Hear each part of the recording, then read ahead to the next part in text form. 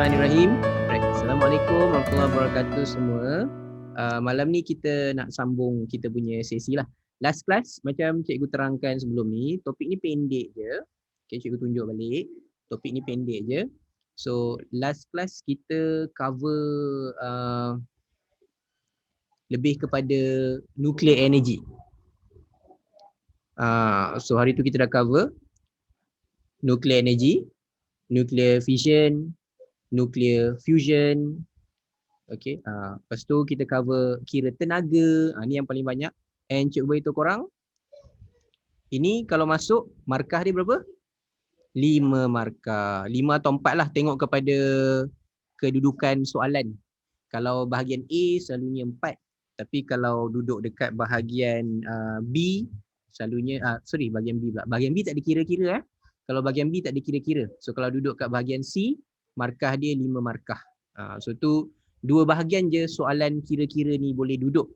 Bahagian B tak boleh. Bahagian B tak ada soalan pengiraan. Alright, so bahagian B tidak ada soalan pengiraan. Okay. So malam ni kita tengok satu benda yang hari tu cikgu kurang tekankan. The reason is kurang tekankan sebab apa? Cikgu dah bagi tahu hari tu. Kurang ditekankan sebab topik tu dah masuk tahun lepas. So apa topik yang masuk tahun lepas tu? So topik yang masuk tahun lepas tu adalah half-life.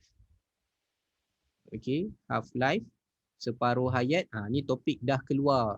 Tahun lepas dah keluar. So possibility untuk dia keluar lagi agak rendah lah, agak rendah. So yang boleh keluar possible dia tenaga lah, nuclear energy ataupun decay ke, yang tu possible lah. Okay. So kita tengok dulu half-life sikit. Macam cikgu terangkan sedikit hari tu waktu kelas sebelum ni. So half-life tu adalah masa. Okay, kalau orang tanya half-life tu apa? Half-life tu masa. Masa apa? Masa untuk bilangan atom yang belum mereput, number of undecay. Yang belum mereput tau. Yang belum mereput tinggal atau berkurang, reduce menjadi separuh. Menjadi separuh. So kalau contohnya mula-mulanya 10, separuh dia separuh daripada 10, 5. So 5 kat sini yang tinggal. So kita cerita yang tinggal. The one yang masih ada, yang masih belum mereput. Ni lah undecay. Okay, undecay. So asal dia 10, tinggal dia 5, bermaksud lagi 5 dah hilang. 5 lagi dah decay, mereput. Yang ni dah reput, dah decay. Okay. So yang bawah pula, yang ini daripada 5, separuh dia lagi. Separuh yang tinggal 2.5. Mana lagi baki dia? Berapa baki dia? Baki dia lagi 7.5. Mana lagi 7.5? 7.5 dah reput. Okay, so kita recap balik. Kenapa dia decay? So kisah dia start daripada awal. Kisah dia adalah, okay, dia adalah nukleus yang tak stabil. Bab ni kita cerita pasal atom. Atom punya nukleus. Nukleus yang tak stabil kita panggil radioisotop. Radioisotop tu kalau nukleus tak stabil kita panggil radioisotop. So apa dia akan buat? Radioisotop akan melakukan radioactivity. Okay, radioactivity tu buat apa? Adalah disintegration ataupun decay nukleus yang tak stabil menjadi stabil dengan mengeluarkan sinaran radioaktif. So apa yang dia boleh keluarkan? 3, alfa, beta dan juga gamma. Yang perlu diingat adalah yang inilah. Ni yang cikgu terangkan kelas pertama tapi kita recap balik. So contohnya X. X ni adalah radioisotop. Maksudnya X ni tak stabil. So X akan buat apa? X akan akan reput. Okay, kenapa dia mereput? Dia mereput untuk jadi Y. Kenapa jadi Y? Y ni adalah nukleus yang lebih stabil. So apa yang perlu kita ingat? First class hari tu cikgu bagi tahu, kalau dia decay, mereput dan dia keluarkan alfa, dia keluarkan zarah alfa, okay, alfa partikel, nombor nukleon dia akan hilang 4, proton dia hilang 2. Okey, bawah dia cikgu bagi contoh uranium yang tak stabil, dia pun decay mereput, jadi stabil, dia jadi apa? Dia jadi thorium. So korang boleh tengok dekat situ nombor proton, nombor nukleon dia. Nombor proton bawah ni berkurang 2, nombor nukleon dia berkurang 4. So He kat belakang ni menunjukkan reputan alfa. Okay, SPM tahun lepas keluar reputan beta. Okay, SPM tahun lepas keluar reputan beta. Okay, so SPM tahun lepas keluar beta decay. Sebagai contohnya sama juga.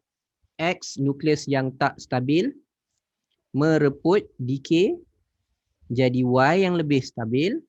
Tapi nukleon tak ubah apa-apa. Proton tambah 1. So cikgu bagi satu contoh yang popular. Karbon 14, 6, 14. Jadi nitrogen. Okay, 7, 14 pula.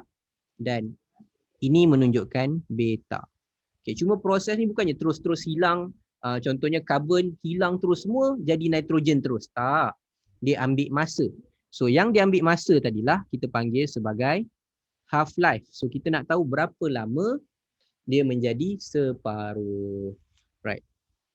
So dekat sini ada beberapa bentuk soalan lah. Ada yang bagi dalam bentuk nombor. Ada yang bagi dalam bentuk pecahan. Ada bagi dalam perpuluhan. Okay, dia ada 3 lah. So daripada situ cara dia korang perlu buat separuh. Bahagi 2, bahagi 2, bahagi 2. Itu cara yang senang. Ada satu lagi cara. Tapi cikgu rasa yang tu kalau nak buat mungkin korang tak berapa berkenan lah nak buat. Satu lagi cara guna yang ni. Siapa tahu ni apa? Nak pakai apa ni? Okay. Kalau nak pakai itulah. Nak cari separuh hayat nak pakai ni. Nak pakai apa tu? AddMath. Okay. So apa ni nama dia ni? Ni topik apa? Progression. Progression. Yes. Progression? Kan? Geometrik kan? Janjang geometric progression. Janjang geometrik. Geometrik Dia ada 2 kan? Cikgu pun dah ingat lupa dah. Geometrik dengan arithmetic kot, kan? Yang ni geometrik tak silap cikgu. Okay, so ni bagi dua lah. Pakai jari. Hafiz pakai jari. Macam mana pakai jari Hafiz? Kalau tahu nanti boleh ajar. Okay, so kalau soalan kertas 2, topik ni half life suka keluar bahagian B. Sebab apa? Sebab dia B dengan C lah. Tapi kalau lebih banyak dekat, kalau kata soalan tak ada kira-kira, dia keluar dekat B lah. Kalau soalan kira-kira, dia akan keluar dekat C. Okay, kalau tak ada soalan kira-kira, contohnya macam ni, korang kena tahu dia punya aplikasi lah. Aplikasi. So beberapa yang popular keluar exam, trial atau SPM, popular pipe bocor, popular plan study. Ni yang popular lah. Okay, popular. Ketebalan kertas, ini aplikasi-aplikasi popular keluar exam. So korang boleh tengok kat situ apa dia punya atom dan juga apakah radioaktif yang dikeluarkan. Okay, so kita nak tengok kepada paper tu. Sebelum ni cikgu pun heran juga. Rasanya sebelum ni kita dah jawab ni, tapi jawapan ni macam hilang lah.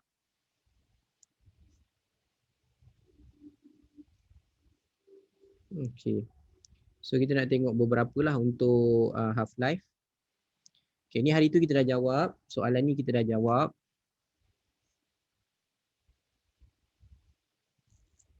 Okay, so half life adalah soalan ni 5.2 kat sini. Ni melibatkan separuh hayat half life yang hari tu kita tak sentuh. Okay, contohnya iodine 131 is radioisotope of iodine. Okay, pertama kita kena tahu dulu aplikasi. Sebab ni soalan nombor 3 bahagian A, dia tak tanyalah aplikasi apa, tapi kita kena tahulah. Okay, apa aplikasi untuk iodine 131? Ni antara yang popular juga. Thyroid cancer.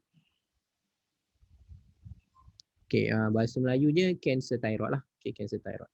So cancer thyroid dia akan inject iodine 131 ke dalam badan lah. So dia punya dia adalah radioisotop. Macam cikgu terangkan hari tu ada 5 maksud dalam bab ni yang perlu diingat. Okay, apa dia? Radioisotop nombor 1 Radioactivity nombor 2. Lepas tu half-life nombor 3, separuh hayat. Nombor 4 korang perlu ingat nuclear fission, pembelahan nukleus, and nuclear fusion, pelakuran nukleus. Okay, korang perlu ingat 5 maksud. Okay, kat sini radioisotop maksudnya iodine 131 ni adalah isotop yang nukleusnya tidak stabil. Okay, so in English we call it as isotope of unstable nucleus. Okay. So dia ada 200 gram iodine 131 undergo decay. Decay tu maksudnya dia mereput. So kenapa dia mereput? Macam cikgu terangkan tadi, mereput tu tujuan dia nak jadi nukleus yang lebih stabil. Sekarang ni dia radioisotop, dia tak stabil. So dia pun mereput, dia decay supaya dia boleh jadi lebih stabil. Cuma dia ambil masa. So dia ambil masa, separuh hayat dia adalah 8 hari. Bermaksud setiap 8 hari dia akan menjadi separuh. Okay, setiap 8 hari menjadi separuh. Okay, maksud ketiga yang cikgu suruh ingat adalah half-life. Okay, ini maksud half-life. Apakah maksud half-life? Bahasa Inggeris dia tadi? Time taken for undecay. Korang boleh tulis je undecay radioisotope.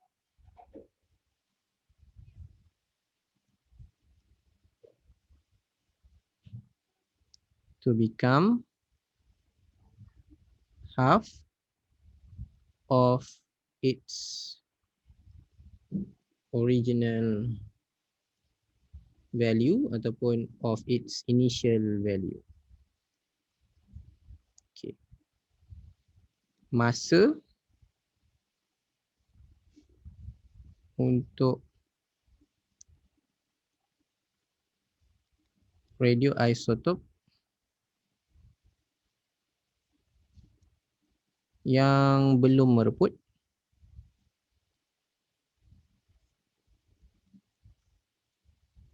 menjadi separuh.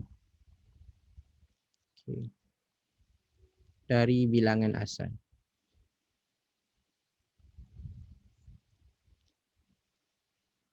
Right. Okay. Kenapa perlu mereput? Kenapa perlu mereput? Reason dia ada dalam maksud radioactivity. So to become more stable. Yes. Tujuan dia is to become more stable apa? To become more stable apa dia? Nucleus. Okay. Untuk menjadi nukleus yang lebih stabil. Okay, ingat balik bab ni belajar dia, fokus dia kepada nukleus. Nukleus nak stabil. So setiap kali dia nak stabil, dia mereput. Setiap kali dia mereput, keluar radioaktif. Radioaktif apa? Alpha, beta, gamma. Itulah belajar bab ni. Okay, ulang balik. Dalam nukleus, kalau yang tak stabil, nama dia radioisotop. So dia nak jadi stabil. Apa dia buat? Dia mereput. Kenapa dia nak mereput? Nak jadi stabil. Okay, setiap kali dia stabil, masalahnya setiap kali proses tu berlaku, dia akan keluarkan sinaran radioaktif, which is alpha particle, beta particle or gamma, depend on atom tu. Alright. So soalan nombor 3, markah dia 4, 5, 6 markah. So kita baru ada 2 markah daripada 6. And then soalan seterusnya, calculate the mass of iodine after 32 days. Okay, lepas 32 hari, kira berapa selepas 32 hari. Ni dia punya matematik lah. So kita tahu yang pertama, separuh hayat dia 8 hari. Okay, separuh hayat dia 8 hari. Bermaksud selepas 8 hari dia menjadi separuh. Okay, so kita nak kena tahu dulu berapa kali separuh hayat.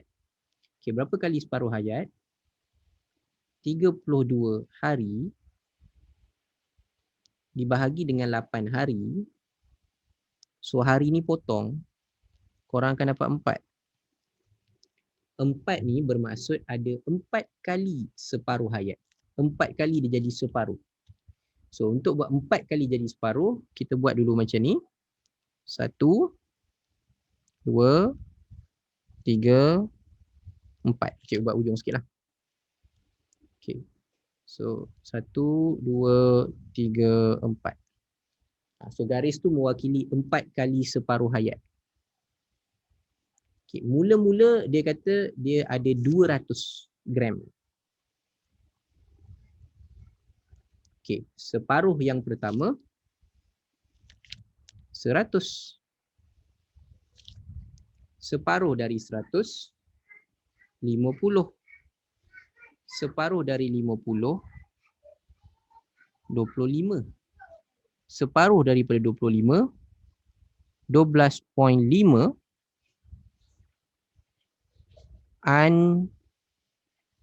Decay iodine 131. Maksudnya ada lagi 12.5 iodine 131 yang tinggal. Okay, kalau dia tukar soalan, terutama macam trial, okay, dia boleh tanya tukar sikit . Contohnya dia tanya calculate the mass of iodine that has been decayed. Dengar betul soalan dia. Calculate the mass of iodine 131 that has been decayed in 32 days. Hitungkan jisim iodine yang telah mereput. Yang telah mereput. Okay, berapa kalau dia tanya yang telah mereput macam mana? Kita buat pengiraan, kita tak kira yang telah mereput. Kita kira berapa yang tinggal. So kat sini yang kita dapat ni adalah berapa yang tinggal. So kalau dia tanya berapa yang decay, yang dah mereput, korang kena tolak. Right? Paper 1 selalu dia perangkap macam tu. So dalam paper 1 perangkap dia macam tu. Kalau dia tanya yang decayed, maksudnya korang kena tolak 200 gram, tolak dengan yang tinggal 12.5. So nilai yang tinggal adalah 187.5 gram. Ini dah decay. Maksudnya yang ini dah jadi nukleus atom yang baru. Maksudnya atom lain. Dia tak akan jadi iodine dah. Dia jadi atom lain. Atom apa? Kita hanya tahu atom apa kalau kita tahu dia keluarkan alfa, beta atau gamma, baru kita tahu. Tapi kalau dia tak bagi tahu dia keluarkan alfa ke, beta ke, gamma ke, kita pun tak tahu dia jadi atom apa. Right. Setakat ni clear? Kenapa cikgu kata dia tak tahu atom apa? Sebab kita tahu dia keluarkan berapa proton, berapa nukleon. That's why kita tahu dia jadi atom apa. Cikgu, iodine 131 digunakan untuk detect thyroid cancer. I think treat rasanya, bukan detect, untuk treatment. Okay, untuk treatment, bukan detect rasanya. Dia bukan detect, for treating. Treating, for membaiki, bukan membaiki. Apa bahasa Melayu dia? Astagfirullahalazim. Untuk merawat. Yes, merawat. Thank you. Curing, yes, merawat. Thank you. Thank you Ajab. Merawat. Okay, lepas tu next question, 2 markah berikutnya sebab dia 6 markah. Soalan nombor 3 6 markah. So on the diagram, sketch a graph to show the decay process. Right. Decay dia tak boleh buat macam ni. Kalau macam graf cikgu buat ni, tak sentuh paksi Y, tak sentuh paksi X, ini graf inversely proportional. Graf purple ni inversely proportional, graf berkadar songsang. Graf decay bukan inversely proportional. Right? Antara masalah yang selalunya bila dia tanya, apakah hubungan graf ni? Korang kata dia inversely proportional. Ni bukan inversely proportional. Inversely proportional dia tak sentuh dua-dua paksi. Kena faham matematik dia. Kalau dia sentuh satu paksi, itu bukan inversely proportional. Dia turun macam tu. Ini kalau kita nak ni pun kita tulis dia decreasing sahaja. Okay, kita hanya boleh bagi tahu dia decreasing sahaja. Alright. Satu lagi, bila baca soalan, korang kena tengok dulu sama ada dia minta sketch ataupun draw. Penting sketch ataupun draw. Kalau draw, kena ada scale. Kalau draw, kena ada exact scale draw. Sebab tu kalau kertas 3, dia suruh draw the graph. Okay, dia suruh draw. Draw maksudnya korang ada exact scale. Tapi sketch tak perlu. Sketch tak perlu. Sketch ni contohnya, katalah korang letak separuh kat sini, jadi 100. Okay, berapa lama dia nak jadi 100? Dia tahu tadi, jadi separuh ambil masa 8 hari. So korang pun buatlah sini. Lebih kurang lah. Tu buat macam tu. Jadi kalau kata separuh daripada 100 nak jadi 50, perlu ambil lagi 8 hari, 16 hari. Okey. Graf tu takkan sentuh paksi X ke? Dia takkan sentuh paksi X, tapi dia sentuh paksi Y. So graf ni dia macam akan sentuh tapi memang takkan sentuh. Alright, dia turun tu dia takkan sentuh. Jangan sentuh paksi X tu jangan sentuh. Paksi Y sahaja. Okey, paksi Y sahaja. So korang akan buat curve, dia mesti curve sikit. Sentuh paksi Y. Ini sentuh. Y sahaja.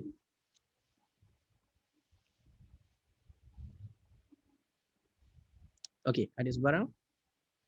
Maksudnya jisim takkan kosong ke? Dia akan jadi 0.000. Dia takkan betul-betul kosong lah. So kalau korang bahagi lagi, kalau kata tadi kita bahagi kan, kita dah ada 12.5. Bahagi lagi. Korang akan ada 6.25.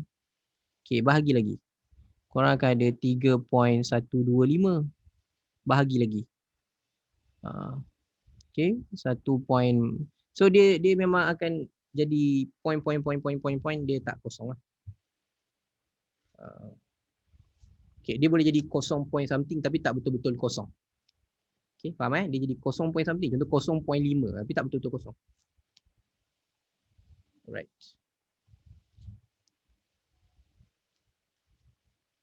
Okay, ada sebarang soalan tambahan nak tanya? Cikgu, tulisan dalam warna biru tua kena tulis juga ke? Oh, tak perlu pun. Itu just cikgu tambah for your skill. Maksudnya kalau korang nak tulis yang purple tu pun dah cukup. Okay, yang purple tu pun dah cukup. Yang biru tu tak perlu. Oh, biru tua nama dia. Oh, cikgu baru tahu. So yang biru ni apa? Ni biru muda.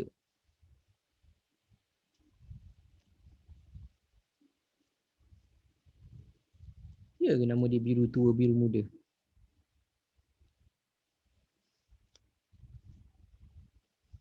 Okay, so dapat 6. Any further question yang ni?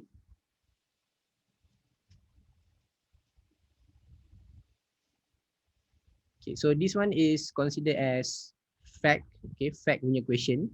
So kalau fact punya question, kalau dalam exam dia boleh duduk 1, 2, 3, 4 yang lebih kurang. 1, 2, 3, 4 tu akan ada fact punya question macam ni lah. So yang kat sini soalan fact dia dah buat graf dan soalan fact dia juga adalah pengiraan. Kalau korang jumpa soalan percubaan kadang-kadang dia buat half-half. Maksudnya ada soalan tu pengiraan macam ni tak wujud tapi dia minta graf sahaja. Macam ni dia ada dua-dua. Okey, dia ada dua-dua. Okey, so kalau tak ada next kita pergi ni bahagian A. Kita tengok lagi. Okay, so contohnya kat sini next question is still nombor 3. They use for radioisotope. Okay, sama juga, kita ingat balik radioisotope tu maksudnya isotop nukleus tu tak stabil. Okay, isotop nukleus yang tidak stabil. Okay. Tak ada yang okay. Alright, so next one. Diagram 3.1 show the track produced by radioisotope in the cloud chamber. Okay, so cikgu nak tunjuk kat sini cloud chamber. Right. Okay. So kisah dia tadi nukleus yang tak stabil bukan semua. Okay, nukleus yang tak stabil tu bukan semua. So ada yang dah stabil. Contohnya kita belajar isotop. Karbon 6 ada dalam jadual periodic table. So yang ni stabil. So yang stabil kita tak panggil dia radioisotop. Yang sini sahaja kita panggil radioisotop. Sebab yang ni tak ada dalam jadual, ini adalah radioisotop. Isotop yang tak stabil. So dia keluarkan alpha, beta, gamma yang cikgu terangkan tadi. And then kita tak nampak. Korang atom pun tak nampak. Macam mana nak nampak alpha, beta, gamma? So, kita hanya boleh mengesan. Okay, hanya boleh mengesan. So, dekat sini ada beberapa alat mengesan. So, kita ada GM tube. Korang boleh tulis GM tube ataupun nama penuh dia Giga dash Muller. Okay, Giga dash Muller tube. Okay, and then kita ada cloud chamber. Cloud chamber bahasa Melayunya kebuk. Chamber tu kebuk, cloud tu awan, kebuk awan. Spark counter, counter count, bilang, pembilang. Okay, spark bunga api, pembilang bunga api. Okay, film batch, oh L hilang film batch, lencana sinaran. Okay, so ada 4 alat. Kalau dalam paper 1, antara soalan yang suka tanya adalah which of the following can only detect alpha particle. Okay, so untuk soalan paper 1 dia akan tanya manakah antara berikut yang boleh mengesan zarah alfa sahaja. So jawapan dia apa? Kalau zarah alfa sahaja. Okay. Right. Apa pandangan korang? Kalau alfa saja apa jawapan? Gold leaf boleh juga kan? Gold leaf elektroskop. Yes, tapi selalunya gold leaf dia jarang tulis lah. Selalunya dia pakai spark counter. Okay, satu lagi yang boleh detect alpha sahaja adalah gold leaf elektroskop. Okay, gold leaf elektroskop pun alpha sahaja Dia sama macam spark counter, dia hanya boleh detect alpha sahaja. Kalau gold leaf bahasa Melayunya dia panggil keranjang emas. Bahasa Melayunya keranjang emas.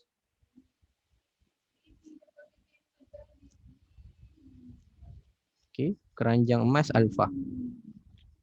Right. So, itu dia punya soalan lah. Okay, yang penting bila cloud chamber kat bawah ni, dia akan ada beberapa output. So, dia berdasarkan ionizing power. Okay, so, maknanya dalam bekas ni, dia ni pandangan dari atas tau. Dia bawah ni ada macam bekas. Dia macam ni lah. Cikgu buat lebih kurang macam ni. So bahan radioaktif tu kat dalam ni, cikgu buat warna biru pucuk gelap kan ni. Okay, cikgu buat warna hijau tu. So hijau tu bahan radioaktif. So bahan radioaktif tu akan keluarkan alpha, beta, gamma.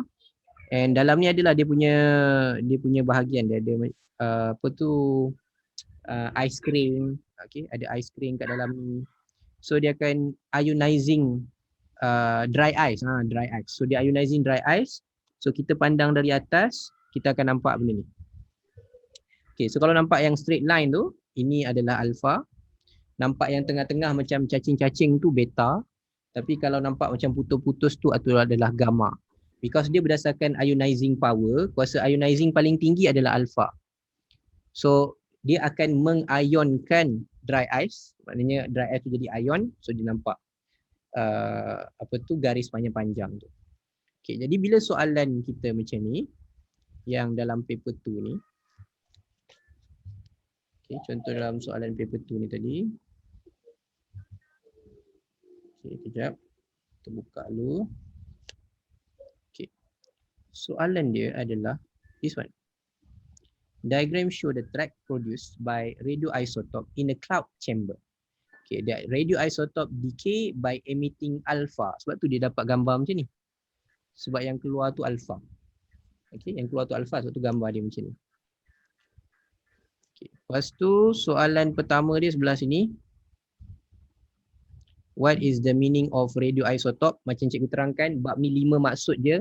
Wajib ingat. So radioisotope apa, radioactivity apa, half-life apa, nuclear fusion, okay, pembelahan nukleus apa, nuclear fission, pembelahan nukleus apa, nuclear fusion, pelakuran nukleus apa, ada 5 maksud. So radioisotope macam cikgu terangkan tadi kat atas, isotope of unstable nucleus.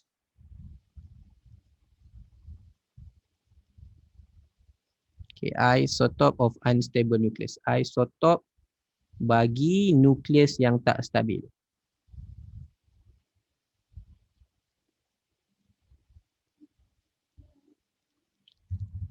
Okay, so seterusnya why alpha particle can produce track shown in the diagram. Okay, jawapan dia, reason dia because alpha particle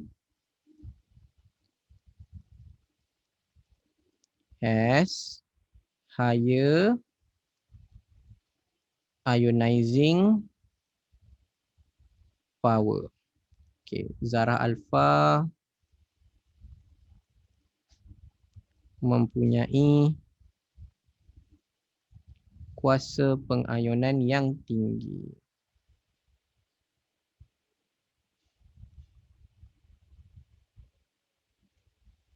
Okay. Alright. Okay. Clear yang tu? Ada sebarang soalan nak tanya buat masa ni? Stronger ionizing power boleh. Okay, boleh kalau nak tukar ayat tu jadi stronger ionizing power.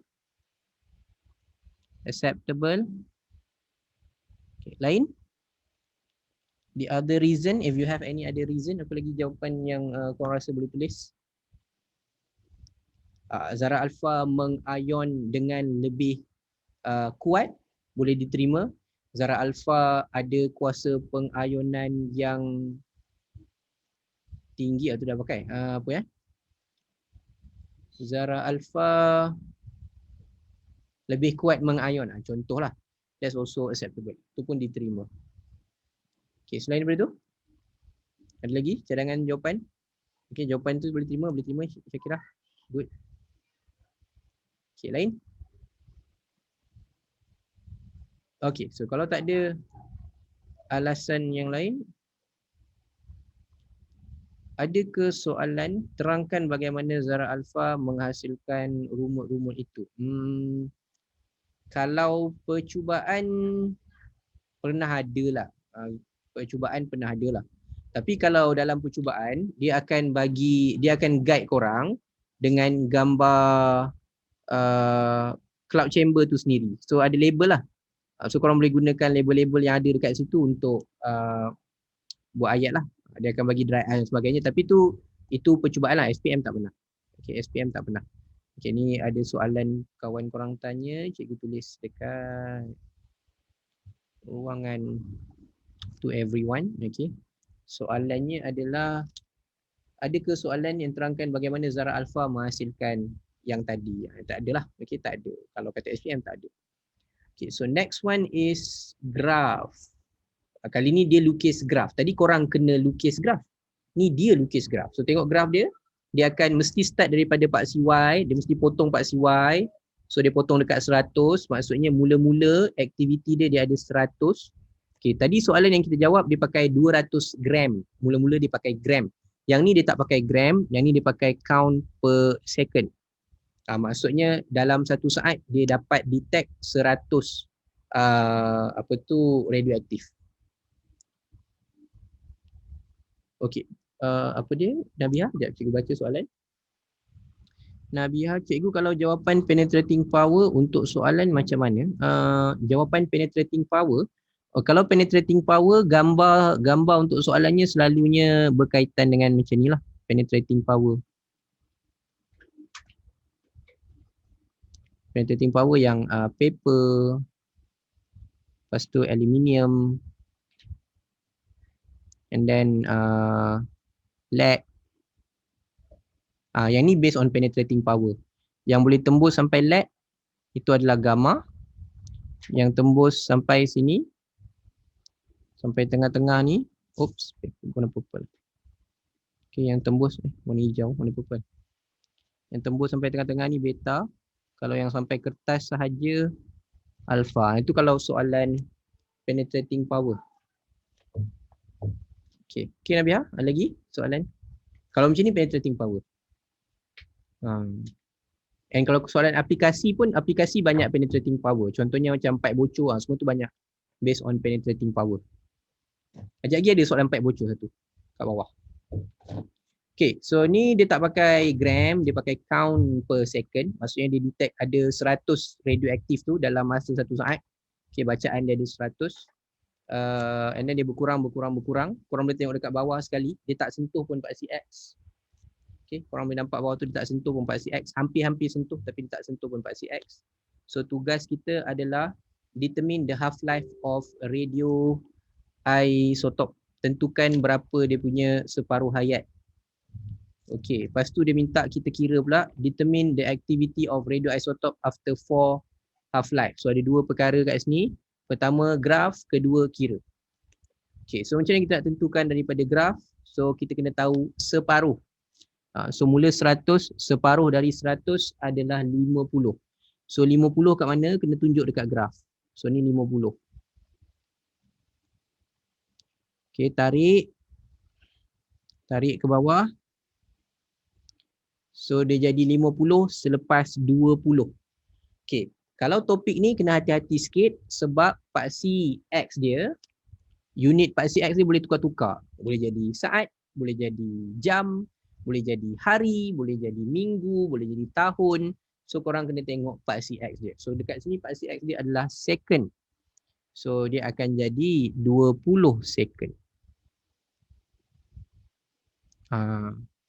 So cuba korang fikir, cepat ke tak cepat dia decay tu? Lepas 20 second jadi separuh. Lepas 20 second jadi separuh. Lepas 20 second jadi separuh. So sangat cepat. Jadi kalau kata 20 second je separuh, yang ni tak sesuai lah nak gunakan dalam, contohnya macam tadi, iodine masuk dalam badan kan. Berapa hari? Dia ambil 8 hari sebab dia nak cure kan. So 8 hari baru hilang. Kalau macam ni, lepas 20 saat je separuh, 20 saat je separuh, 20 saat je separuh. So apa jadi? Maksudnya radioaktif dia mula-mula je kuat, lepas tu semakin lemah dalam masa yang sangat singkat. Sebab semakin berkurang bilangan, bermaksud makin banyak yang mereput. Bila makin banyak yang mereput, maksudnya dia dah kuranglah bilangan yang boleh mereput lagi. So bila kurang bilangan mereput lagi, so dia punya kuasa tu dah berkurang. So in this case, kita tak sesuai lah masuk dalam badan. Okay. So yang memilih nak masuk dalam badan ke aplikasi tu, sekejap lagi cikgu cerita. Okay, sekarang dia kata kita dah tentukan, korang tunjuk dekat graf, itu dah ada 2 markah. Yang seterusnya determine the activity after 4 half-life. Okay, so step cikgu dah ajar tadi, bila 4 half-life, pertama buat apa? Garis dulu 4 kali. 1, 2, 3, 4. 4 kali tu 4 half-life. Okay. So mula-mula dia 100. Separuh dari 100, 50. Separuh dari 50, 25. Separuh daripada 25, 12.5. Bagi 2 bagi 2. Okey, separuh daripada 12.5, 6.25. Okey, so cikgu nak tulis apa? Jangan tulis 6.25 gram. Sebab dia adalah 6.25 count per second. So yang tu pun kena hati-hati juga. Kadang-kadang ada count per minute. So kena tengok kepada unit. Unit dia ikut unit yang ada pada graf. Graf dia tulis count per second, korang tulis count per second. Kalau graf dia tulis count per minute, korang tulis count per minute. Half-life dia tulis second, korang tulis second. Kalau half-life dia tulis minute, tulis minute. Hours, tulis hours. Follow dia punya soalan. Okay, kalau cikgu nak tambah soalan, cikgu tambah soalan. Berapa lama pula dia nak jadi 6.25 count per second tu? Berapa lama? How long does it takes for the activity to become 6.25? Soalan cikgu, how long does it takes for the activity to become 6.25? Berapa lama dia ambil masa nak jadi 6.25? Berapa lama? Okay, ingat balik half-life dia berapa? Half-life dia 20 saat. Okay. 1 minit 20 saat. Yes, sebab satu half-life 20 saat. Kita ada 1, 2, 3, 4. So masa dia adalah 4 kali half life. So 4 kali 20 second. Korang dapat 80 second. So 80 second ataupun ada yang tulis tu 1 minit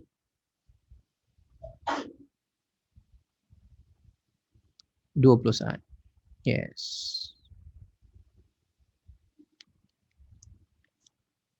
Okey, cikgu tak payah tambah arrow ke dekat garis tu? Oh, bubuh arrow macam ni. Macam ni. Tak payah pun tak apa rasanya. Tak payah pun tak apa. Tak ada masalah. Tak payah pun tak apa. Janji garis tu menunjukkan half. Okey, garis tu menunjukkan half. Alright, tu half life. Topik yang dah masuk tahun lepas. Okey, soalan 47. Apa soalan 47 pula ni? Cikgu rasa soalan ni dari planet lain lah. 2017 soalan 47 salah soalan ni. Okey, tapi tak apalah.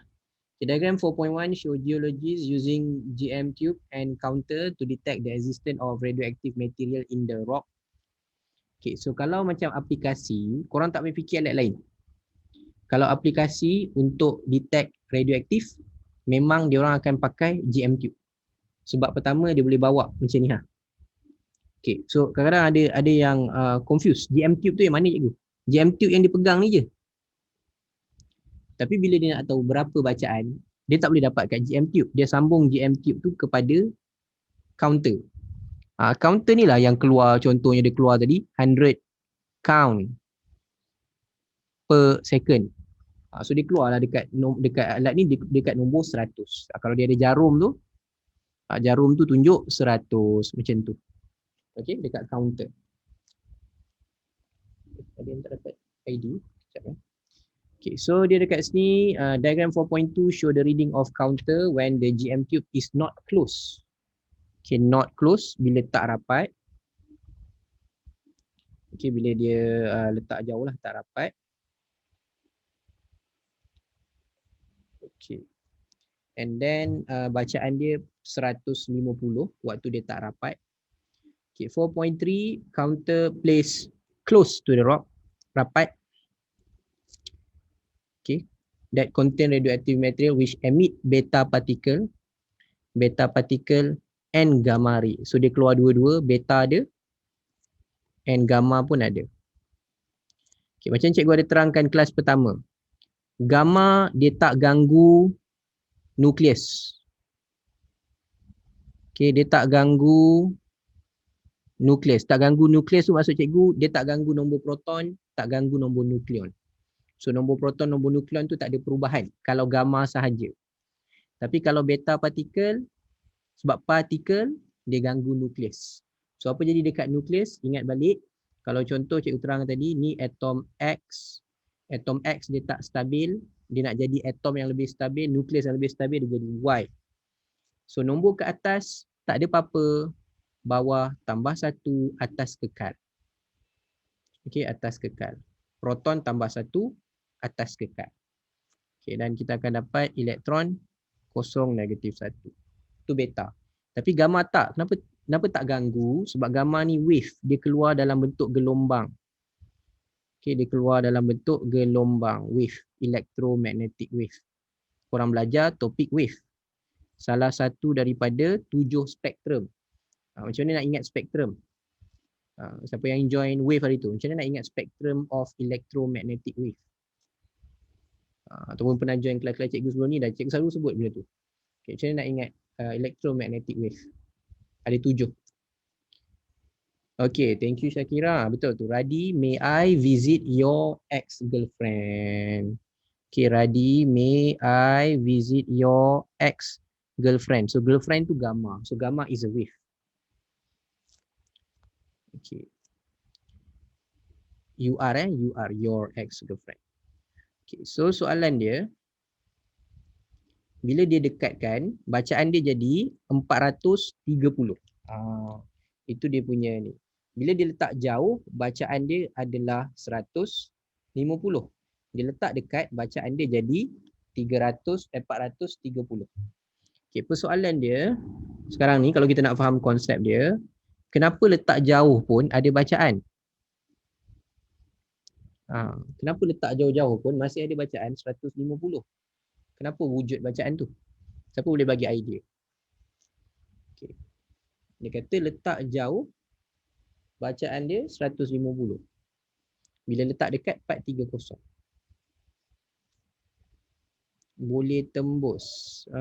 Ingat dia kata tidak berdekatan dengan sebarang bahan radioaktif. Maknanya jauh dari sebarang bahan radioaktif, bacaan dia 150. Boleh tembus, ada error. Okey. Right, lain? Kita nak tengok. Tak berapa tepat. Boleh tembus tak berapa tepat, ada error tak berapa tepat. Okey, AD jawab betul. 150 ni maksudnya dia sedang membaca background radiation. Background radiation. Kalau bahasa Melayunya ini dia baca sinaran latar belakang. Sebenarnya hari-hari keliling kita ni memang ada radioaktif. Okey, macam salah je belakang tu, belakang. Okey, sinaran latar belakang. So background radiation tu memang hari-hari ada. Daripada tanah kita yang mereput. So, korang kena faham, cikgu, tanah mereput. Dalam tanah ada atom. Korang tak nampak atom tu. Atom tu decay. So setiap kali atom tu decay, dia keluarkan radioaktif. Okay, udara kita sekeliling pun ada atom-atom kat udara mereput decay. So dia keluarkan radioaktif. Daripada makanan, daripada kilang, daripada banyak-banyak sos. So itu kita panggil background radiation, sinaran latar belakang. Tapi dos dia sangat rendah, dia tak memberi kesan kepada kita. Okay, dos dia sangatlah rendah.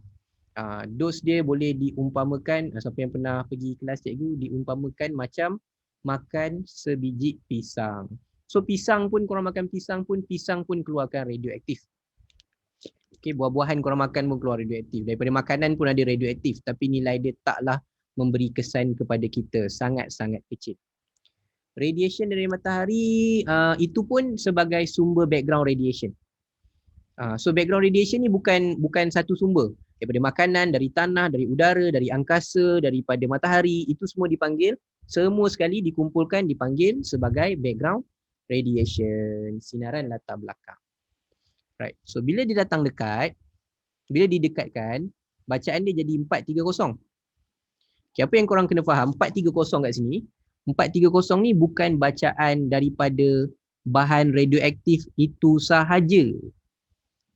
430 tu adalah hasil daripada bahan campur 430. Okay.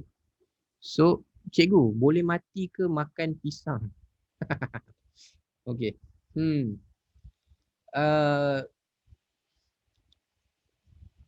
Okay. Dia boleh mati ke makan pisang? Tunjuk video. Kalau makan berlebihan memang matilah. Tunjuk video tu cikgu, video tu. Tunjuk video, alamak, nanti tak cukup masa Abang. Okay, so dia cikgu ringkaskan, kalau kita terdedah dengan radioaktif sebanyak 2 sievert,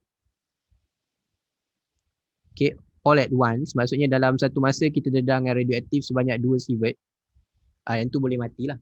So kalau kita nak dapatkan 2 sievert dengan makan pisang, nilai pisang tu adalah 20 juta pisang.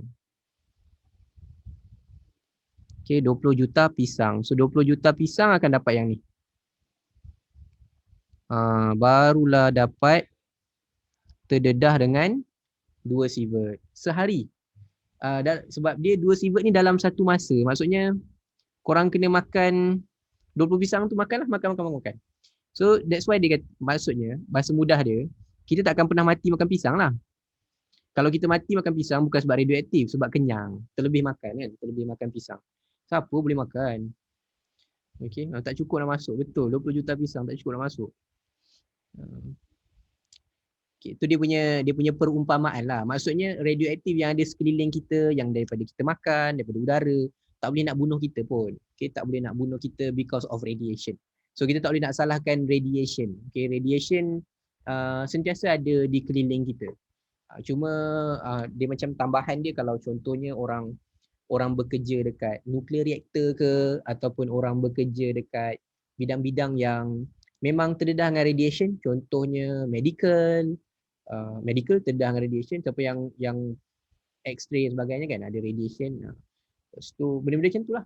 So kalau setakat hidup sekeliling je tak adalah. Nanti orang invent pil yang mengandungi 20 juta fish. Invent pil untuk ada radioaktif. Wish, tak payah kalau nak bunuh orang daripada pil, tak payah fikir pasal radioaktif. So kalau nak bunuh orang daripada pil, just manipulate biologi punya ni lah. Makan-makan tu mati tercekik kan. Makan-makan perut meletup ke macam tu dah cukup dah. Tak payah pakai radioaktif pun. See.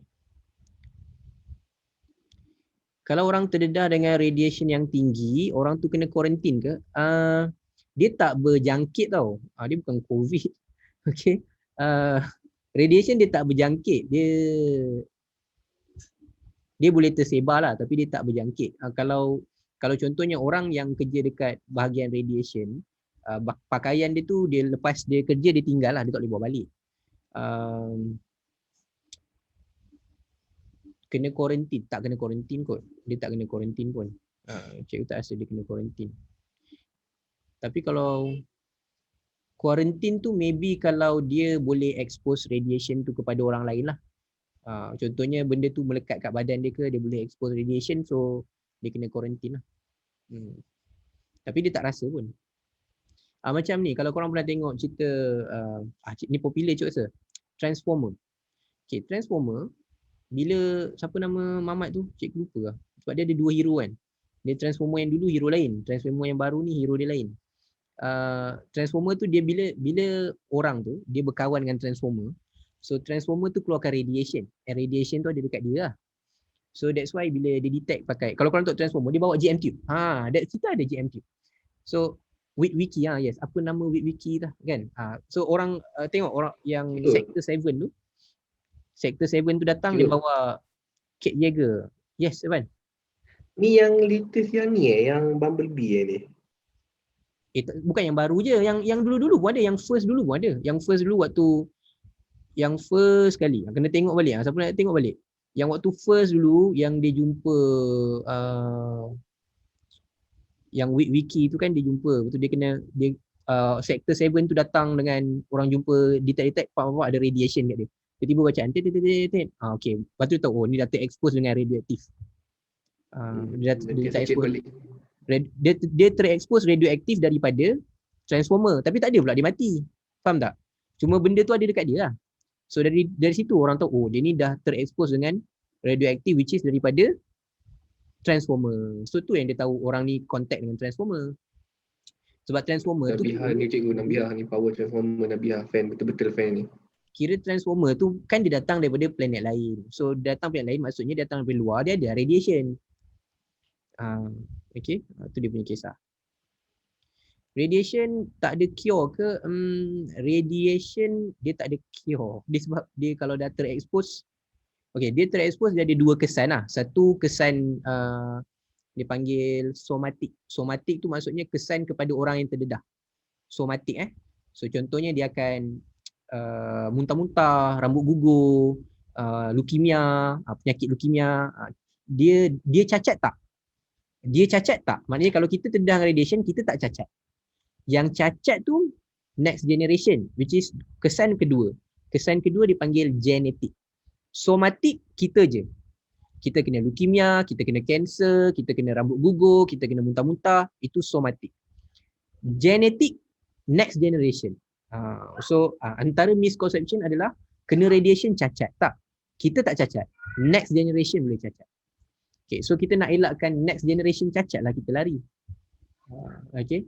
Contoh orang yang duduk kat Chernobyl ke apa kan, dia boleh je duduk situ. Dia mungkin hidup dengan kanser, dia mungkin hidup dengan leukemia. Tapi kalau dia ada anak dia cacat.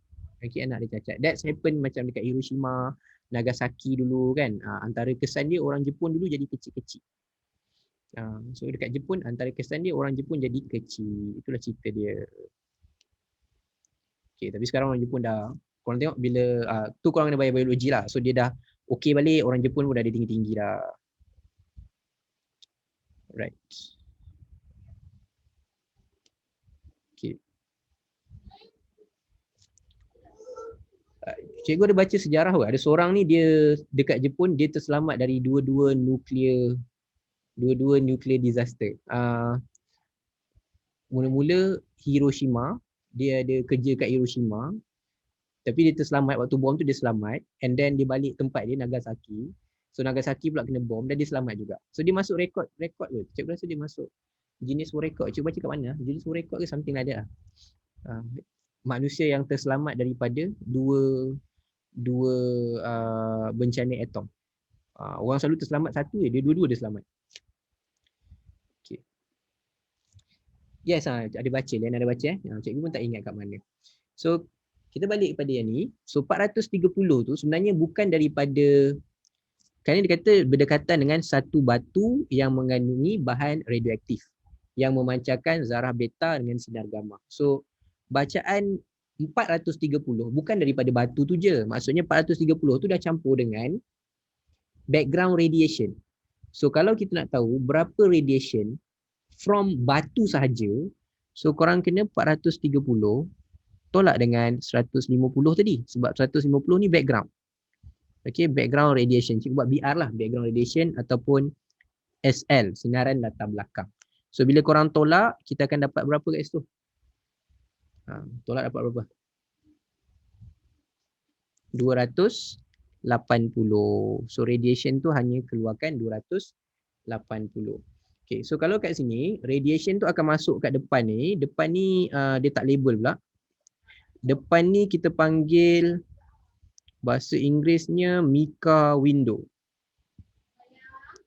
Mica window, so bahasa Melayu akan jadi tingkap mica lah. Okay, tingkap mica. Alright, so bila dia masuk, yang ni memang kena nipis lah. Tingkap mica tu kena nipis. Mica window tu kena nipis. So bila dia nipis supaya dia boleh tembus. And then dia tembus, dia masuk dalam tube ni. Okay, dia masuk dalam tube ni. And then daripada situlah dia akan pergi kepada pembilang. Pembilang akan tunjukkanlah berapakah radiation yang dah masuk ke dalam GM tube. Okay, berapa yang dah masuk dalam GM tube. Okay, so pertama soalan kat sini adalah what is beta particle? So beta particle kita boleh tahu dia tadi, beta particle sama dengan elektron. So kita boleh tulis fast moving electron. Fast moving electron. Elektron yang bergerak laju ataupun elektron saja pun dia terima. Okay, elektron pun dia terima. So pertama, what caused the reading show in the counter in 4.2? Ni 4.3, 4.2 yang mula-mula tadi. Kalau zarah bercharge negatif, boleh diterima? What is beta particle? Zarah bercharge negatif. Okay, boleh terima kat situ? Right. Ni ada kawan korang tulis dekat cikgu tapi dia tulis in private. Cikgu share to everyone. Korang boleh tengok dekat skrin dia ada tulis. Kalau zarah bercharge negatif, so zarah bercharge negatif pun boleh diterima. Okay, kenapa ada 4.2 tadi? 4.2 macam cakap tadi lah. 4.2 tu because of background radiation. Background radiation. Sinaran latar belakang.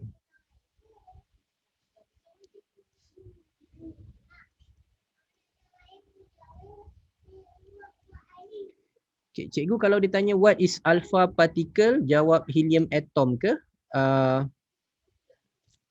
Okay, sekejap cikgu copy soalan tu. Cikgu share to everyone so semuanya boleh baca.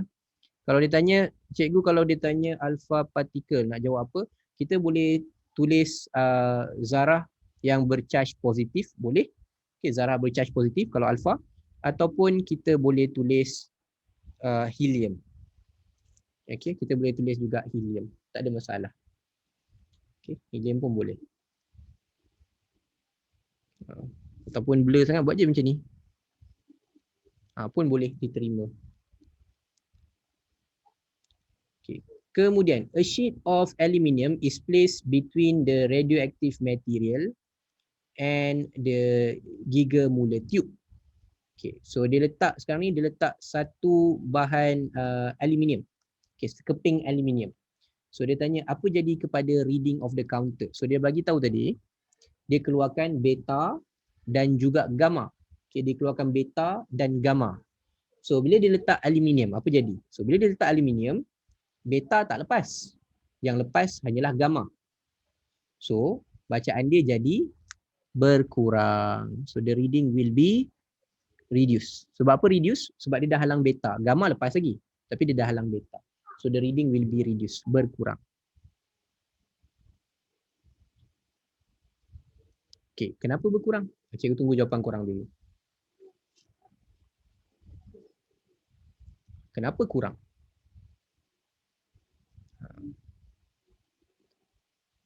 Right. Dia berkurang sebab kita letak aluminium tadi, dia berkurang. Tapi soalan ni kenapa berkurang?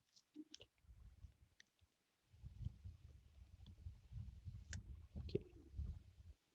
No beta particle okay, tu tak berapa tepat. No beta particle. Okay, lagi. Okay, jawapan yang ni. Right, so jawapan yang message private cikgu sharekan to everyone. Okay, ni jawapan yang boleh terima. Zarah beta tidak menembusi kepingan aluminium, boleh?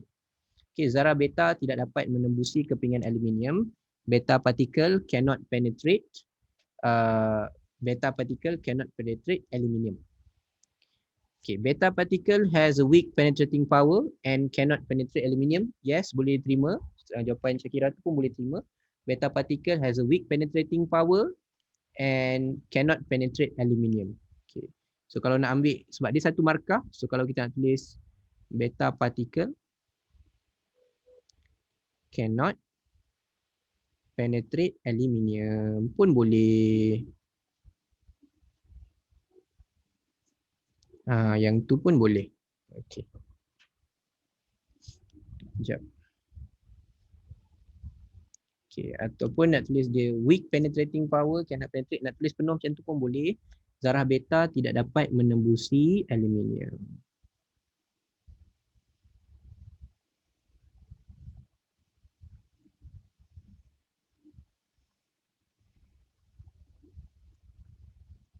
Tidak dapat menembusi aluminium. Okay, itu dia punya. Alright. Seterusnya. The decay of uranium found in the rock can be represented by the equation below. So perebutan uranium, perebutan ini bukan tenaga nuklear tau, sebab dia kata perebutan, decay. So dia bagi uranium, daripada uranium jadi Pb.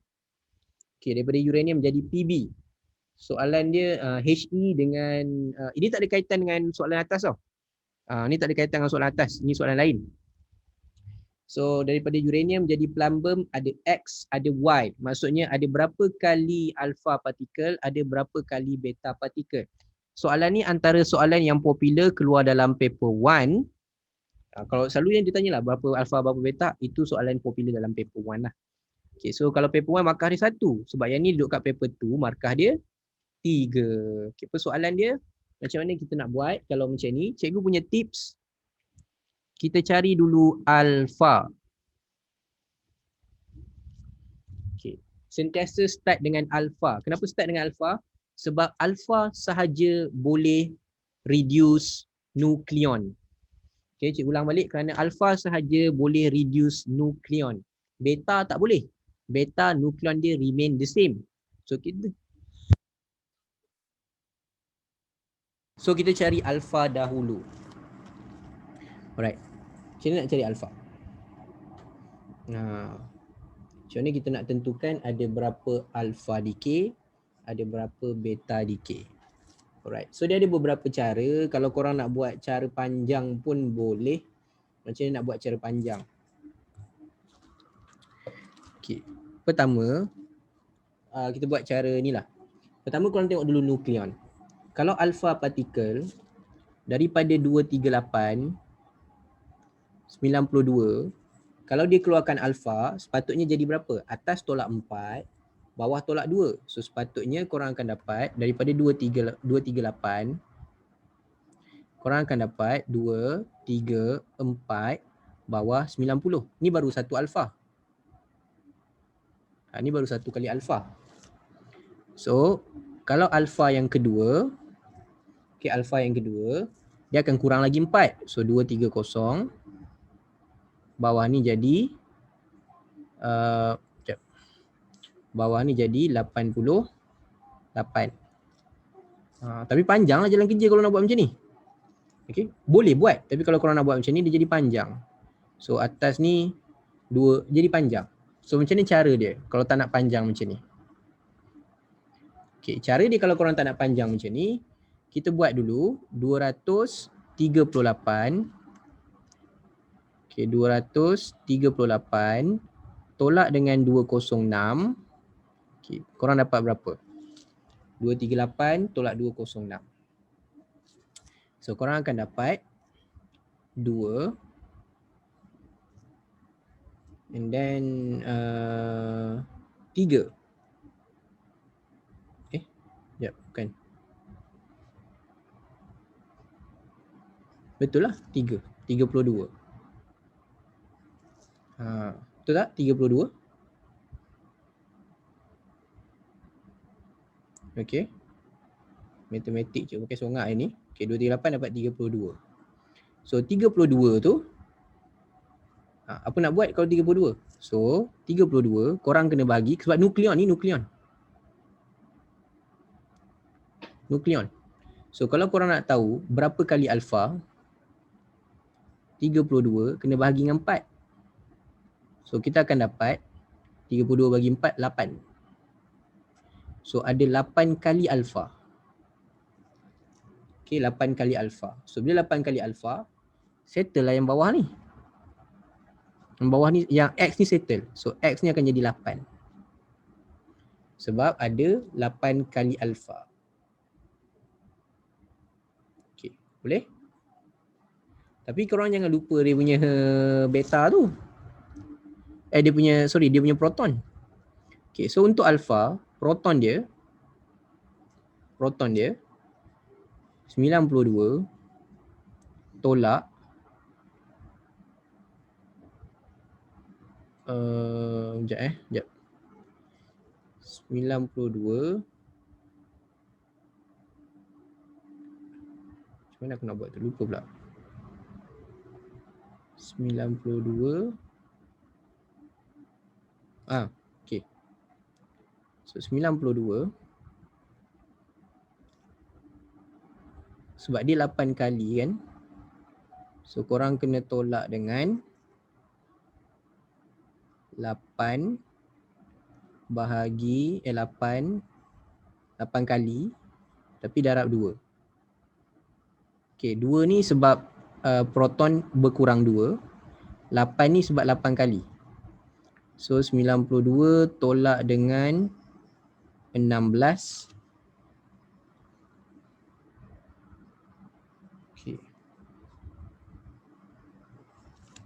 So korang akan dapat 76. 76.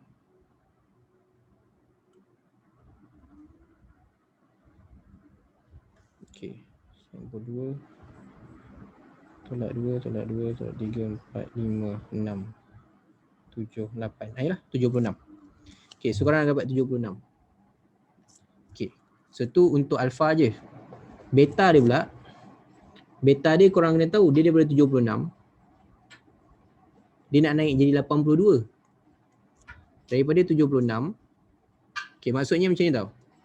Akhir sekali daripada uranium 92 238.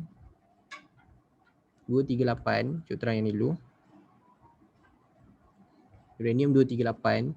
Dia nak jadi, okay, tak tahu atom apa, tapi atas ni 206, bawah ni 76. Dia jadi atom lain. Ini baru keluar alpha. Ada 8 alpha. Okay, ada 8 alfa. Sekarang ni atom yang 76, 206, dia nak berubah jadi 82, 206. So berapa kali beta pula? Berapa kali beta pula? So 76 ke 82 maknanya korang ada 6 kali beta. Okey, 6 kali beta. Alright. Okey, ada satu cara lagi. Okey, ada satu cara lagi. Satu cara lagi korang kena buat macam ni. Okey. Satu cara lagi kita buat macam ni. Kita ambil atas terus semua. Sekejap. Kenapa tak keluar macam ni? Sekejap Astagfirullahaladzim, hilang pula. Okey. Satu cara lagi kita ambil habis persamaan tu. Okay, maksud cikgu ambil habis persamaan tu maksudnya macam ni.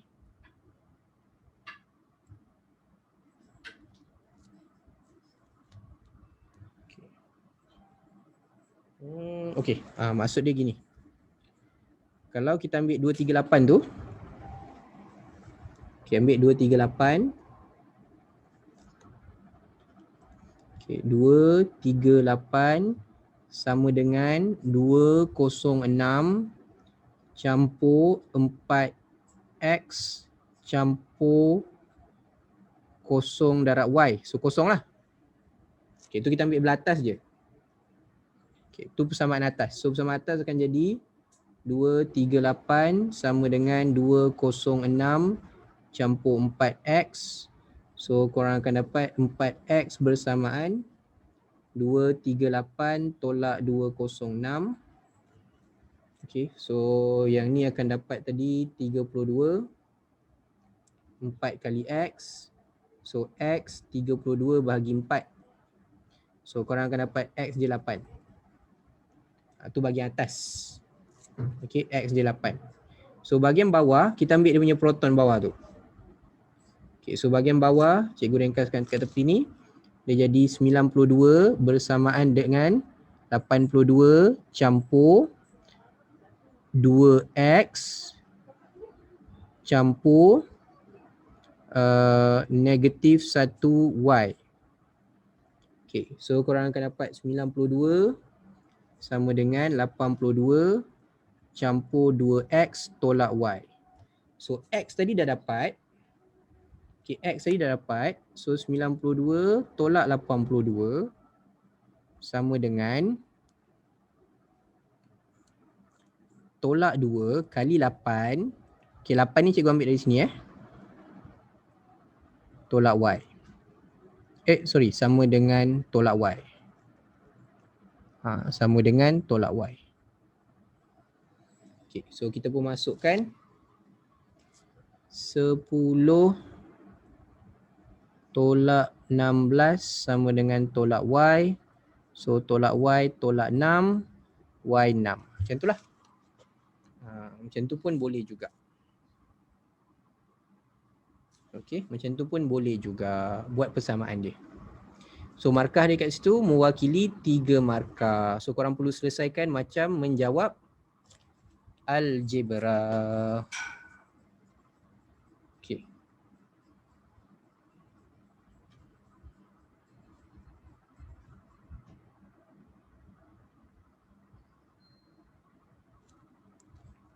Okey, selepas So korang buat persamaan dia. Yang warna merah tu untuk nukleon. Samakan nukleon atas dia semua sekali. Bawah tu proton, samakan proton di bawah. Okay, maksudnya kita ambil tadi lah. Ambil lah persamaan tu. 238 sama dengan 206 campur 4x campur y darab kosong. Okay, Nabiah, faham. Okay. Right. So soalan ni paper 1 ada. Paper 1 untuk trial tengok prepare juga. Untuk trial pun selalu tanya juga tu. Okay, kalau paper 2 markah dia 3. Macam ni 3 markah. Kalau paper 1 1 markah je lah. Okay, paper 1 1 markah je. Okay, so kalau faham kita pergi the next one. Nuclear energy kita dah cover. Yang ni hari tu kita dah cover last class. Kita dah cover 3 nuclear energy untuk decay, nuclear energy untuk nuclear fission, pelakuran, pembelahan kita dah buat. Hari ni kita nak tengok kepada half-life je. Okay, half-life kat sini. Ini contoh ada sikit lah half-life. Okay, soalan bahagian C 2018 bahagian C. Okay, yang bahagian part awal ni lah. Okay, water pipe that is located under the concrete layer. Water is leaked out from the crack of the water pipe. Okay, so dia nampak tu ada concrete layer, ada water pipe, and then ada crack, air keluar, ada bocor kat situ. Okay, so radioisotope is used to detect the crack on the water pipe. Okay, so pertama what is radioisotope? Dah terangkan soalan tadi pun kat atas, dah 3 kali kita jumpa. Radioisotope is isotope of unstable nucleus. So dekat sini 4 markah dia adalah untuk kita explain macam mana radioisotope tu kita guna untuk detect. Okay, macam mana kita guna radioisotope untuk detect? 4 markah. Okay, macam mana kita nak cerita dia untuk dapat 4 markah? So apa kita kena buat dulu? 4 markah. Okay. So yang pertama kita akan soalan percubaan pun banyak juga macam ni. So soalan percubaan punya gambar lagi cantik lah. So yang pertama water ni kita masukkan, kita insert radioisotope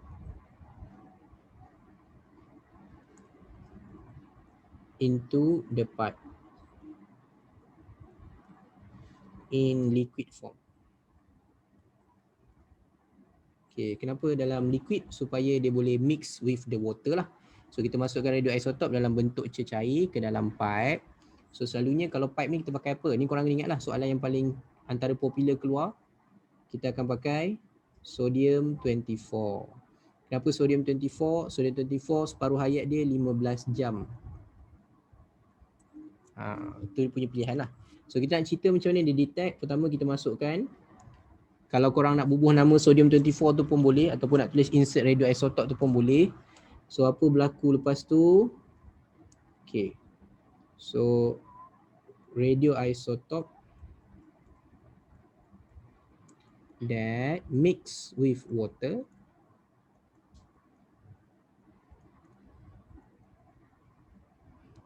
will flow out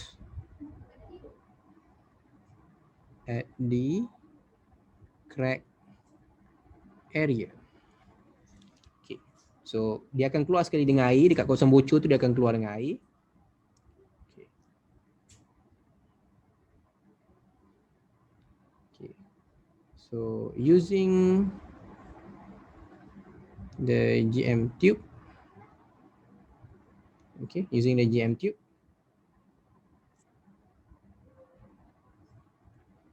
the position of leakage can be detected. Okay.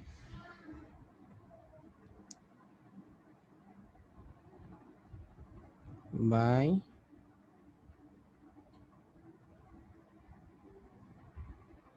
kita detected sebelum. Okay. Okay, so kita buat last kali. At the area with higher reading. Okay, ataupun okay, higher reading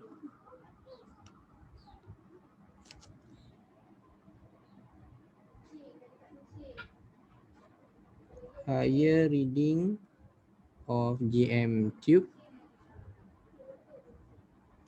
will show us the position of the pipe leakage. Okay. So pertama, radioisotop. Korang boleh juga tulis radioisotop sodium 24. Kalau nak tambah lah kan, boleh je nak tambah. Okay, dimasukkan dalam bentuk cecair dan bercampur dengan air. Okay.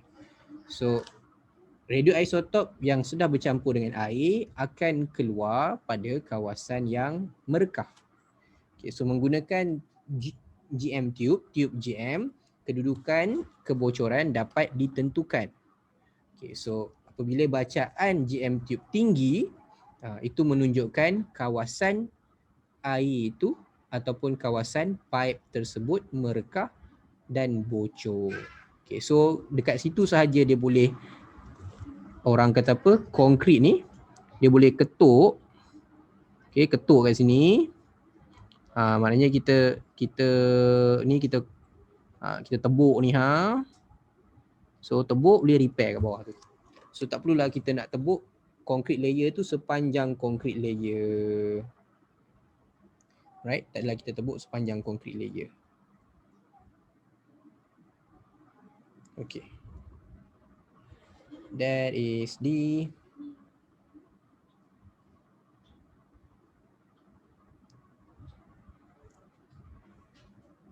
way untuk korang detect. Okay. Okay, so yang energy sebelah tu kita dah kira, kita dah buat. And yang ini pun kita dah cerita pada kelas yang lepas. Okay, korang boleh tonton balik video dia nanti. And then habis lah. Okay. Kaedah ni tak boleh dipakai untuk detect kebocoran pipe dekat rumah ke? Kebocoran pipe, kalau pipe yang bawah tanah boleh saja, tak ada masalah. Tapi selalunya dekat rumah, kenapa orang kalau ada pipe bocor bawah tanah? Okay. Selalunya kalau cikgu tak tahu kalau korang berpengalaman ke tak, tapi kalau macam cikgu hari tu, rumah cikgu pun pernah bocor pipe bawah tanah. So tak adanya masa nak detect ni sebab apa? Sebab kalau cikgu detect pun, takkan cikgu nak pecahkan tile rumah cikgu. Okay, lantai tu nak pecahkan tile semata-mata nak repair pipe bawah tanah tu. So buatlah pipe baru kat luar, lagi murah. Tu cara yang selalu orang buat lah. So tu kadang-kadang korang tengok ada rumah dia ada pipe kat luar, dia ada cambung, tiba-tiba ada pipe kat luar rumah kan. Sebenarnya asal dia dulu pipe tu kat dalam rumah.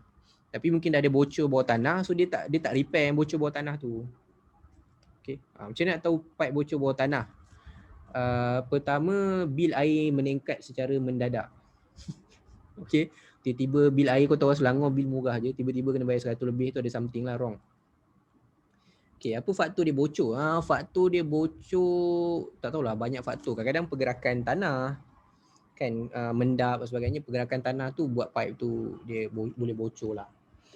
Okay, kalau pipe dekat dasar laut, pipe dasar laut sama juga, dia akan pipe dasar laut pipe dasar laut cikgu tak pasti macam mana pipe dasar laut. Pipe dasar laut rasanya dia takkan pakai sekejap tu cikgu tak pasti lah Syafiq.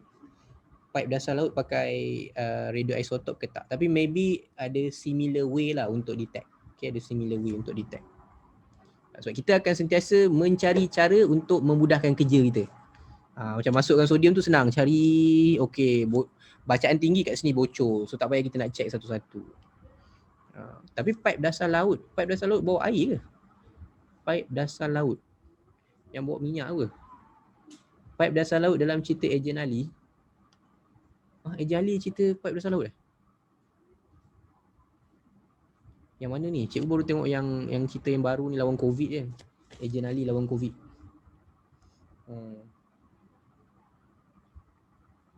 Bukanlah ni real life. Pipe dasar laut selalu mana yang bawa minyak Syafiq? Pipe bawa minyak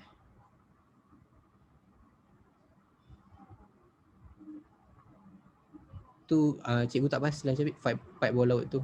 Nanti cikgu cari lagi ilmu dia. Okay, new knowledge tu boleh cari. Okay, pipe dasar laut. Saya pun tak ingat. Okay, siapa yang nak kerja drilling ke? Drilling, kerjalah. Siapa yang berminat engineer boleh masuklah air kerja drill kan. So kita ada seorang hari tu masuk berita kan, seorang drill dasar laut tu perempuan. Pipe dasar laut. So itu untuk cari minyak, cari gali minyak, and then korang nak masukkan minyak, pipe untuk drill, untuk sedut minyak tu naik ke atas. Yang tu kita ada perempuan seorang kerja tu. Okay. Tapi kena tough lah kalau kerja macam tu. Masuklah air, drill. Gaji tinggi. Kalau orang suka gaji tinggi. Tapi cikgu tak rasa benda yang penting sebenarnya bukan gaji. The thrill. Kerja ni the thrill yang menarik. Bukan gaji sangat. Gaji tu second things lah. If you love something that you do, dia tak rasa penat buat kerja. Kan? Kalau korang suka masuk air, drill, tak penat pun kerja buat drill tu. Okay, so itulah dia, settle lah untuk bab radioaktif 2 kelas. Bab ni pendek je, tak ada banyak sangat. So okay. Right, you stop share. Alright, thank you korang yang stay 33 orang hari ni, kira last class di tahun 20. Tahun yang kalau zaman cikgu dulu dalam komik ada kereta terbang, ada apa lagi zaman cikgu sekolah dulu, kalau dalam komik tu kereta terbang ada kalau bersembang dah tak pakai telefon, hologram. Okay, so tinggal berapa hari lagi nak masuk tahun baru? Lagi 2 hari. Cikgu saya tak percaya saya dah nak 18 tahun. Itulah. Cikgu dah 30 tahun. Evan. Pejam celik ni bulan Mac sekarang dah lagi 2 hari dah ni tahun depan. Yes. Wawasan 2020 sama dengan COVID. Okey, sepatutnya kita dah habis SPM. Kalau patutnya korang habis SPM berapa hari bulan? Kalau Disember lah kan. Ikut Disember lah kan. Disember berapa hari bulan tak tahu Pertengahan tahun dah, pertengahan Disember macam tu. Pertengahan Disember lah. Patutnya sekarang korang tengah relax ambil lesen. Apa lagi korang nak buat kalau kerja. Kerja, okey. Cikgu sorry, bukan pipe tapi kabel bawa fiber optik bawah laut. Oh fiber optik kita tak pakai benda tu lah nak detect. Fiber optik dia dah memang fiber optik dia bawa wave, gelombang.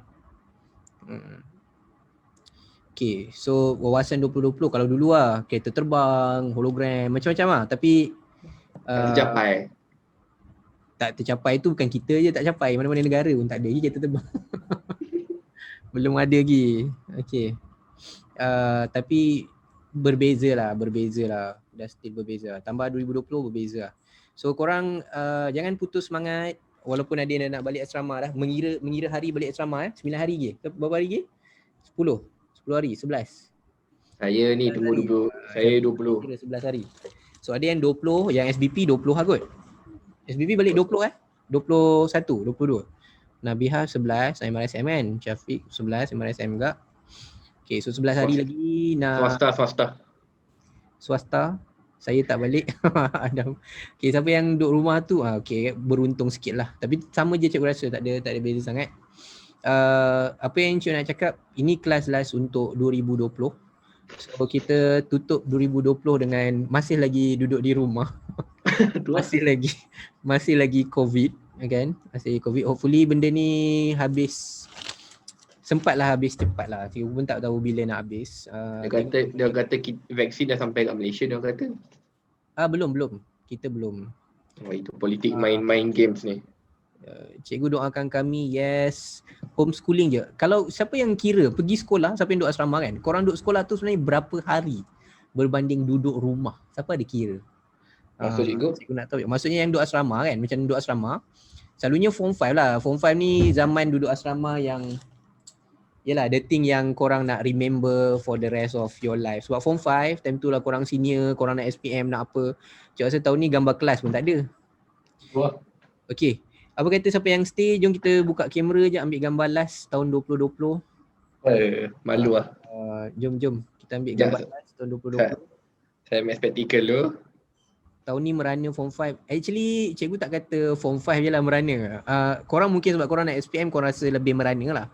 Tapi sebenarnya yang lain pun banyak merana juga.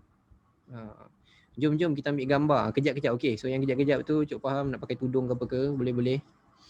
Tapi perempuan selalu senang kan, sarung telekung. Ambil telekung. Ambil gambar. Ambil gambar last. Sekejap. Ini dia. Ulama Fan dengan headphone. Danish. Danish kat lampu ni. Oh, siap ada lighting hari ni. Cahaya Nur. Ada orang dengan topi ke? Okay, so yang stay 25. Okay, Liana. Okay. Okay. Alright. Wih, Syami belajar dalam gelap ke Mi? Nampak lampu je. Okay, Nabiha. Ha, sarung telekung dah Cahaya dari timur. Alamak. Cahaya dari timur Rambut tebal cikgu. Yelah tu. Masing-masing duduk rumah. Okay, right. Siapa lagi? Liana, Fif, Anwar, Adam, Syakira, Arina. Okay. Sekejap cikgu. Kita buat apa? Print screen lah kot Malu cikgu. Alamak, malu pula. Okay. Okay, Syafiq. Alright. Okay, ready 1, 2. Hari tak ada lah cikgu. Kesian ni. Arik dah keluar dah. 1, 2, 3. Flaming. Flaming macam mana? Flaming lah left ke right ke? Okay, flaming. 1, 2, 3. Okay. Alright korang. So hopefully jangan lemah semangat lah. Korang ada masa sikit je lagi. Nampak macam lama, tak lama lah. Ada berapa lagi? Berapa hari lagi? Dah cikgu, saya pun tak kira. Tak kira lah, dah nak habis lah. Cikgu rasa 5 cikgu. 25? Oh, Masya Allah. 55 nak biar kira. Okay, 55 lebih. Pening kepala. Je. First cikgu punya nasihat. First, jangan tengok sangat hari tu, takut gabra.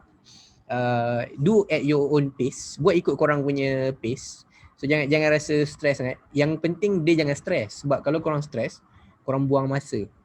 Stres tu buang masa. So korang akan nak duduk, nak bagi tak stres kan. So buat at your own pace. Kalau rasa penat, rehat. Okay, penat rehat. Tak larat, rehat dulu. Sambung balik. Korang dah belajar lama dah. Jangan risau. Yang ilmu yang lama-lama tu dah ada. Dia cuma macam nak keluar balik je. So kalau korang stres ataupun korang orang kata apa gabra, tu yang kadang-kadang benda dah ada, benda dah ingat. Tapi dia tak nak keluar, ilmu tu tak nak keluar. Sebab korang macam stres gila nak bagi dia keluar kan. So relax je. Tenang-tenangkan diri. Make your own belajar at your own pace lah. Tu je cakap. Okay, korang belajar at your own pace. So cikgu ucapkan good luck untuk korang. And maybe sebab ni kelas-kelas, so selamat tahun baru. Next class will be 2 Januari. Next class tu 2 Januari. So maknanya kita 1 Januari tu kita tak ada kelas lah. Kalau ada yang join, kita jumpa 2 Januari. Kita akan buat soalan trial. So yang join 2 Januari, cikgu akan bagi buku ni lah. Okay, yang join 2 Januari tu cikgu akan bagi buku ni. Buku tebal ni. So kita akan buat a few question lah. A few question yang ada dalam ni based on topik yang targeted. Okay, based on yang topik targeted. Alright semua. So itu sahaja malam ni. Kita jumpa lagi next time. Okay. Bye-bye semua. Assalamualaikum. Bye. Bye. Bye. Baik. Terima kasih cikgu. Bye cikgu, kasih cikgu.